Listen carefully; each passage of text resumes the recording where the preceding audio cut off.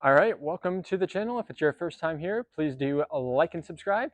Today we are taking a medium length road trip, I guess, from here in Florham Park, New Jersey, out to Bethlehem, Pennsylvania in the Lehigh Valley to visit some family. We'll be taking the Tesla Model Y. It is a 2022 long range, and we've charged up to about 80%. We're going to be testing out this new trunk mat from Zorbec, and I can't wait to show this to you. And we're also going to do a little bit of an update on basically all of the accessories that we've tested out and are still coming along with us every single day in the Tesla. So come along with us and let's drive.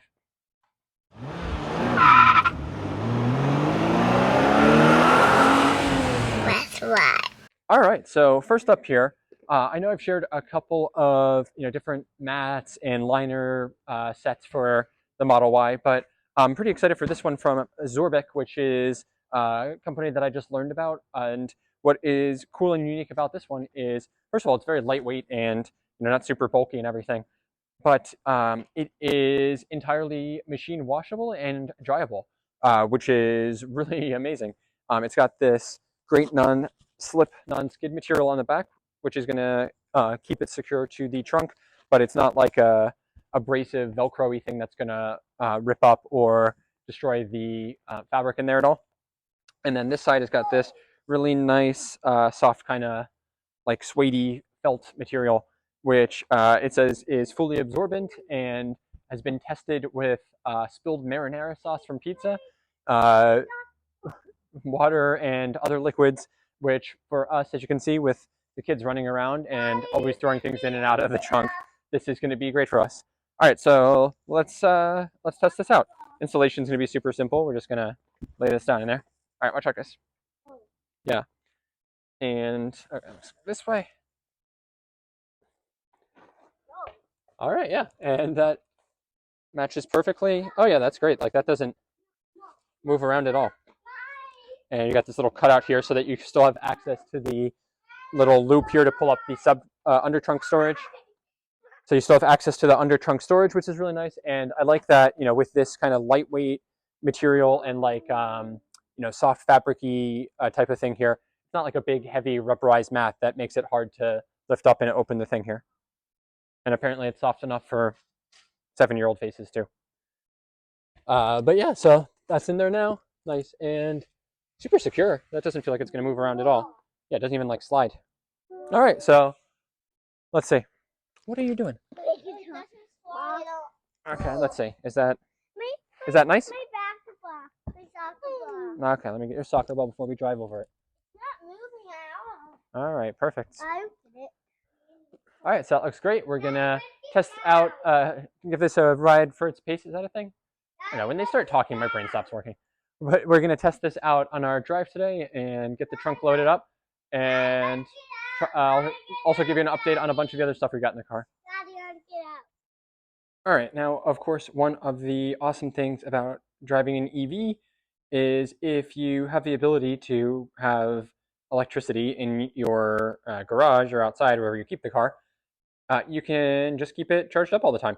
You basically do what we did, which is plug this in last night, let it charge overnight. The Tesla even supports smart charging, so we can set a schedule and tell it when we're going to depart, and it will charge overnight when electricity rates are the lowest for us, which saves us money. And it'll be at the level that we set when we are ready to go. So this is fantastic for a trip like this, where we don't even need like the full 100% charge. We only need like it's like 65, something like that. But we charge it up to 80 just to be safe. And we are ready to go. And it is as easy as just unlock the car first. Oh, it won't let me unlock because I'm filming, but yeah. All right, well, unlock the car and disconnect and drive away, which is what we will do now. And we, on a road trip like this, which is about an hour and 15 minutes for us, which is actually longer than the average road trip that most people will take on a regular basis. We have more than enough range. We don't have to worry about stopping to charge at all. And charging here at home is perfect for us. So this is part of the reason I don't think people should be all that hesitant and wait right now to get an EV. If you have charging at home, you're going to be doing this like 90% of the time anyway, except for when you are going on a much longer road trip. And you don't need to wait for, if you're not interested in getting a Tesla, you don't need to wait for other brands to switch to the Tesla NACS charging standard, because you just use whatever you've got here at home. All right, so let's head out. All right, so one of the items that we recently tested out, and you may have seen here on the channel, is this set of a freezer and a organization bag for the front trunk, which makes it a lot more usable. So today for our trip, I'm gonna grab a couple of adult beverages here, bring those along, and I'm gonna stick those in the freezer bag part, and I'm not even gonna put any ice or anything in there, and we're just gonna see how well this stays cool for an hour and a half or so before we get there. So let's pop that in there. Got interesting selection here. We're kind of finishing off a bunch of random beer that we had. So like we've got some Out There Maine lagers from our trip up to Acadia around this time last year, and then these Czech style pivos from Lost Nation, which is a brewery up in Morrisville, or is it Morristown, Vermont, right outside of Stowe, where we always like to stay. So we'll be up there again soon too. So good time to finish off this supply. All right, so here's our bags here. This one, if I remember right, yep, there's our little cooler bag. So just gonna pop those in there and get that sealed up. We're gonna take some athletic beers with us too, because we're old people and we can't handle more than a couple of beers on a Sunday. So let's see, I got a interesting selection here. Oh, yeah, all right, I'll take this one. This one's become one of my new favorites. This is a citrus cacao IPA. So still loving these athletics, still not sponsored, but if you are interested, I will try to put my link in the description below, which you can use if you want to pick up a subscription membership yourself, and you'll save quite a bit, and it'll also come off of my next bill, which would always be appreciated, because we've been getting a lot of these lately. And then, of course, we've also got to grab some of the Oktoberfest too. These are always a hit. All right, so I'm going to throw those in there as well. We'll get that closed up, and I guess we'll get on our way. All right, so we've got all of these in there now. We're going to get that closed up, zipped up, and zipper back here. And let's check out how nice and cool that stays on our drive here.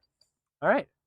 All right, now while we're on the outside here of the car, just one other accessory that really has become a one that I don't often think about, but we really couldn't live without, these roof rails. So these were self-install ones that I got off of Amazon. I have the link in the description for them as well. They were quite easy to install. I did a video on those. You can check that out. But they've just been super secure, stable. I haven't had any sort of like movement or rattling or any noise really at all from them. And I just leave them on all the time now. I haven't noticed any sort of hit to efficiency. I don't pick up any like wind noise from them. When you have like the skis on, of course you do, but these by themselves are fine to just leave on all the time. I kind of like the look that it gives the car, and just nice to have that additional flexibility. So we use these with our Yakima ski racks all the time in the winter. And then we've also used our awesome rooftop carrier from 3D Mats with this quite a bit too, whenever we need some extra space on a trip. All right, we're also using our pet liner here from Vion, which I still absolutely love. Had this for, I guess it's only been about a month or two now. But Hershey seems to love this too. He likes like just nestling in there like an eel. And I like that the fabric on there holds all of his fur and keeps it from flying around the car. And this mesh window part is pretty unique. I haven't found this in other liners, and it means that everyone back there can still get air. And it almost makes us feel like a taxi for us, which is kind of nice to have some separation from the kids. And we are, of course, also using these back seat protectors from 3D Mats as well. All right, and in case anyone ever wonders why we need a car with more room, this is about as much person as can fit into the Tesla Model Y. 3 kids all tight in there, and a Hershey. I don't think anyone has an inch to move. This is why we're not taking this car for nearly 12 hours down to Asheville. All right, we are off to Pennsylvania. We've got an hour and 10-minute drive. We're just going the direct way this time. No back road scenery, sorry.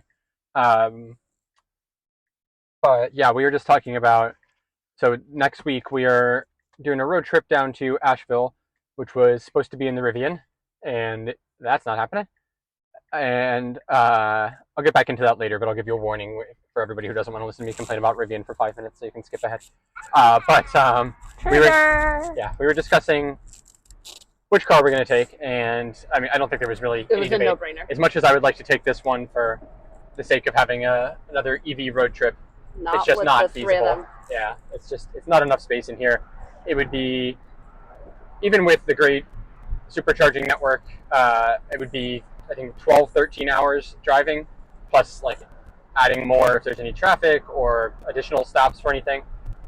And I can't do that with them this close to us. Plus they fight and they're in each other's space the whole time in here. So we're gonna take the Buick instead. I guess we keep thinking every trip we take in there is our last one, but this will be our real last hurrah. But it'll just be so much nicer with that space and having them all further away from us and from each other. And it'll just be faster overall. Huh? All right, here. So I promised I would give an update on accessories that we've got in here that we're still enjoying. So, which ones stand out to you? What is even in here? The heads-up display, okay, which I'm using less than I thought I would use. Yeah, let's actually show these things. But you're driving. So here's our heads-up display. Which is nice. The main reason this is honestly still on here is just that it's a pain to take back off, and I haven't felt like doing it. But it is nice to have. It's nice. It's nice to have it. Like, not at all necessary, and like I honestly kind of forget it's there. Like I don't. But I do use that for speed now, though. I don't glance over here because, like, naturally your eye just goes down there. Yeah, I like it for range also. I don't use it for anything. And I look at the odometer there every once in a while just to know how many miles we've got in the car, because otherwise you have to go in the settings and stuff. But I mean, that's basically it. I do like having it. For anything else. Then we've also got this like charging dock from Vion, which you asked me. I've been enjoying using. Okay, well, 1 second. You missed that one. I'm just going to show this stuff while we're driving, or before we're driving. So this is really nice for having multiple charging things on here, and these cables are really great. I've been using this to keep the phone charged all the time. And then we also have this organizer tray. That organizer is nice. I like that for sunglasses, and we keep our badges and stuff on there. We've got these wraps here from Vion as well that I think look pretty nice. This is not a wrap, right? No, that's... No, and so I like the wrap because it ties in with that. Yep. We have these cup holder. I'm partial to them. We're actually going to have some new ones to test out soon. And is that it's over there? Is that an IX? Or i4? i4. And then I forget where this one came from. Yeah, is this Vion also? I don't remember. This. I'm not taking it. This one's nice. Like, I kind of forget this is even an accessory. It just feels like the other one does, but it's the other one's horrible. Protected. We had like a leather one on there, a faux leather one on there before that was not awesome. It was fake. Like, you could tell it wasn't part of the car, and it was. What I like accessories that don't make it look like it was an afterthought, that it was like part of the car. Yeah. And that thing that was on there last time was like part of the car. Whatever you had up here before was like. Yeah, the wood thing. Yeah. What other? I mean, I don't think we have. The kids like the screen in the back. Oh yeah. They like it because they could turn their own seat numbers on. So glad they figured that out. Great. And they've figured out how to lock it so that Arlo doesn't touch it. Oh, okay. That's... The seat protectors that are on the back. Yep. I like, and those are going to get moved into the Rivian. Mm-hmm. For the car seats, especially. Actually, it's going to get moved less so for the twins one, but definitely for Arlo's, because the seat under Arlo in the Buick was horrendous. Yeah. The amount of Cheerio dust that came through the car seat. I think those are pretty much all of our accessories that we still have. Oh, we have the trunk coolers. I showed that already. Yeah, that's where our beer is. Is it? Yeah, we have these trays underneath the seats they're also. They're kind of foolish. But you can't do them with the mats. Oh, the mats! I talked about the mats already. Oh well, I guess I didn't show the floor mats, but yeah, I mean, we've tested a ton of different mats here, but the ones that we stick with are the 3D mats ones. I just feel like they are the highest quality. The material that they use for the back holds it incredibly still, but doesn't fray anything, and keeps everything pristine. They've got like the nice lips and stuff on it, so that so nothing slides, nothing spills out of it, and they just keep the car looking great. So these are absolutely my favorite ones. And oh, we have the organizer. Is this an accessory or this came with the car? With the car. I think I came with the car. But I'm certain when we get the Rivian, 3D mats are the first thing we're going to be putting in there. All right, so now let's get into Rivian update. Anyone who's not interested, skip ahead, I don't know, 5 minutes or so. So we are now. This is. You need to be in the left lane, by the way, so that before what, you what get are we into now? your 6 weeks? No, 4. Somewhere between 4 and 6 weeks, right? It was September 28th. How many weeks is that now? 5. So it's 5 weeks since we got the email to lock our configuration. We got the guide assigned, and we're told that. No, at that point we weren't told anything. But we were told that changing anything about our configuration would change the delivery date, and we shouldn't do it. Which I'm a tiny bit bitter about, because I actually think that if we, let's see how everything works out, but if this goes much longer, I am almost positive that had we switched to the dual motor, it would have been faster, because I see a ton of those getting delivered. But it doesn't really matter. I mean, honestly, I think the dual motor is all we need, and it would have saved us a little bit of money, but the quad motor just is awesome, and we're paying this much for a car anyway. Like, I'd rather just spend a little bit extra and kind of get the absolute best version that they offer. But whatever. Then when did we go to Nashville? That's 4 weeks. That's okay. October 12th, we went to Nashville. Okay, so 4 weeks ago, we as we were about to board our plane to Nashville, I finally got some responses from our guide regarding delivery timelines and stuff, and was told that if we wanted to switch to factory delivery, we needed to do it immediately, because we already had a VIN assigned and the car was in production. So we did that, and essentially what appears happened at that point was they changed it in that, like, any change you make to anything with the configuration, even if it shouldn't change anything about the production of the car, results in them like untying it to a VIN and like looking for a new one. So even just changing the delivery location, rather than saving us time, meant that the VIN got removed, and they had to. I don't know if they got the same one back on, or if it's a new one. I'm guessing at this point it has to have been a new one, yeah. Since it's been 4 weeks, and so now that's been 4 weeks, and we've just been like, we're getting no updates.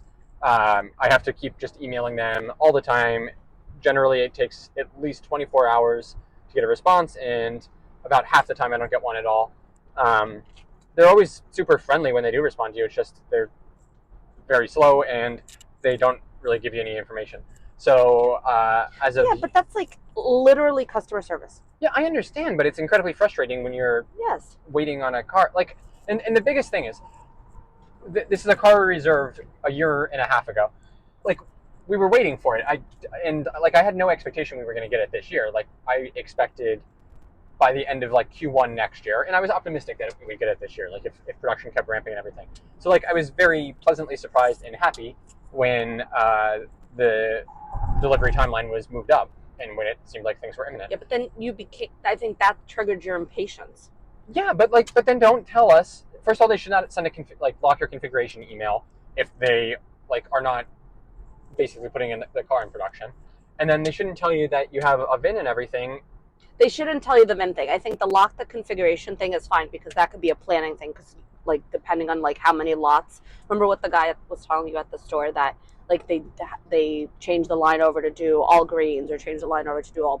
I don't buy any of that. Like, what do you have to reconfigure to change the paint color? You have to put the different paint into the different canister in the thing. Whatever. Maybe you have to flush the lines out. I don't know. I understand they may need to change a couple of things when they go from R1Ts to R1Ss, but I don't see what they would need to change otherwise. Well, maybe if we ever get our butts to the factory and we get a tour. Yeah. Well, so then we could ask that question. By the way, I don't think that. I'm almost positive that's going to be screwed up, and there's not going to be a tour, but we'll see. And then, so our friend's brother has an R1S reservation, and his reservation was put in like 6 months before ours. It was still when it was like the launch edition and everything. He he was told to lock his configuration and everything 3 or 4 months ago, and then he changed the wheel size, and that reset theirs entirely. It's like, what does that have anything to do with the production of the car? Like, are they not putting the wheels on at the end? And like, you don't have to change production lines or anything for that. Whatever. So it just seems like, I get it. They're a new company. They're still figuring a lot of this stuff out, but like, they got to figure this stuff out. Like right now, it's the people who are going to be most willing to wait and put up with this stuff, but they're eventually going to get through their queue and not have all this pent up demand. And like, they're going to have to figure out how to do this stuff in more real time. People aren't going to sit around and wait. So anywho, and then the other like really weird thing with all of this is that they're telling us that we have a VIN and that we'll get an update in a couple of days.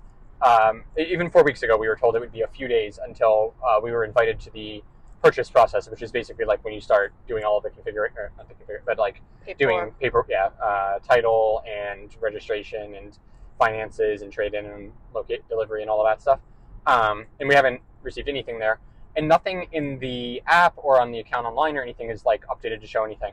And like, that has me thinking that nothing is actually happening with this, and we're stuck in some weird limbo state, because other people like they'll get a thing, or they, even before like they get these emails and stuff, they will go to their account and they'll actually like see the VIN there, and they have not shown me a VIN at any point so far. So I am very skeptical.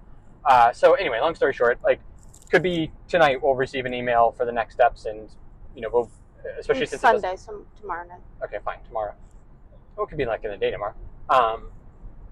And we'll be, like they could basically tell us, okay, you can come pick it up the next day, because it's not like it needs to be transported or anything. And they're also telling us that we don't get any of those steps until they complete their inspection. Like, I don't understand why they have that much of a pause in between things. Like, it seems like that would just slow it down, and then they're gonna have inventory just sitting on their lots, taking up space for no reason.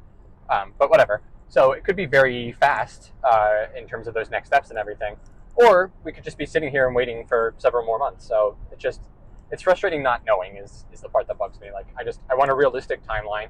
They made it seem like this was going to be imminent back in September, and like, I got it in my head that we were going to be able to, maybe not 100%, but like the likelihood was we were going to have this for this big road trip.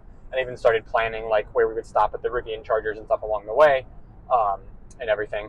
And now that's not happening. And I don't even know now if we should expect to have this by Thanksgiving, Christmas, New Year's. Like, it's just just frustrating not having any sort of like visibility into this stuff. So let's see.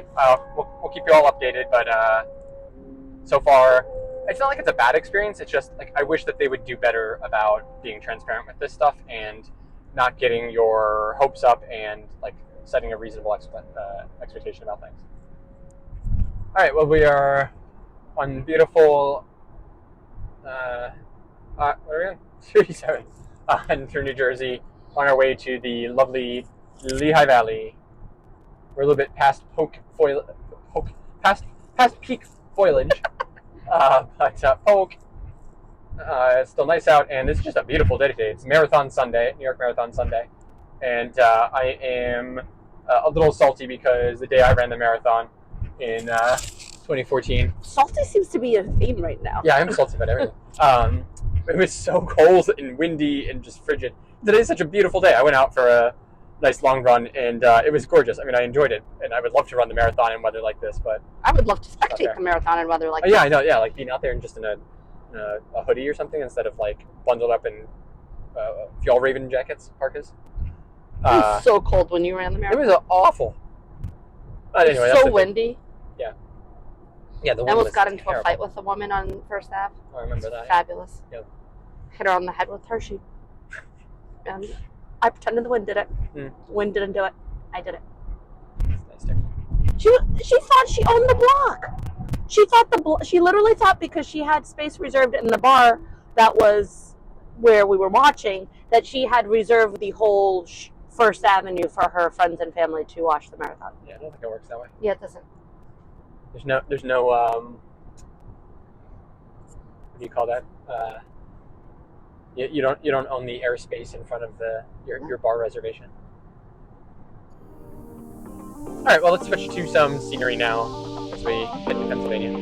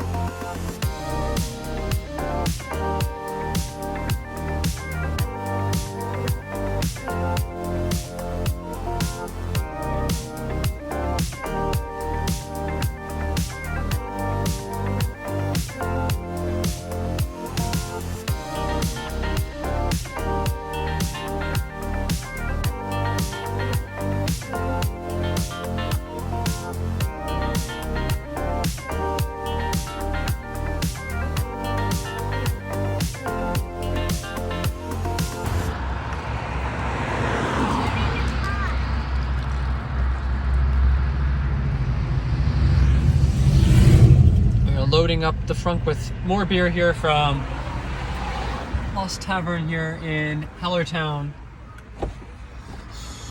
All right, we're here in beautiful Bethlehem. Or she's already out. And let's do our test here of our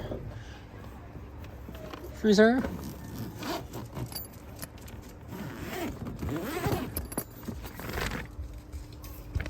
Ooh. Ooh, nice and cold still. Hope that we added brand new cold things on here, but working well. All right, we'll go enjoy. All right, so we're back now, and as you can see, this mat has stayed absolutely pristine. I guess we don't have anything like super messy in here, but just nice to know that even with the kids crawling around and the dog floating around through here, we are not seeing any sort of issue here, and it has stayed completely put, even with all of our driving around. So if you are interested in getting one, again, you can find the link in the description below, and this seems to be really fantastic. I highly recommend this. All right, well, we are back in New Jersey now, back in Florham Park, and almost back home. And as you can tell by the snoring in quadruplicate back there, everyone's out. We had a nice little road trip, didn't have to worry about charging at all. We are arriving back home at a 22% charge. And then for our commute tomorrow, just gonna plug in overnight, let it charge up, and we'll be all set. So, no issue at all. All right, well, with that, thank you for watching. We'll see you out there on the road.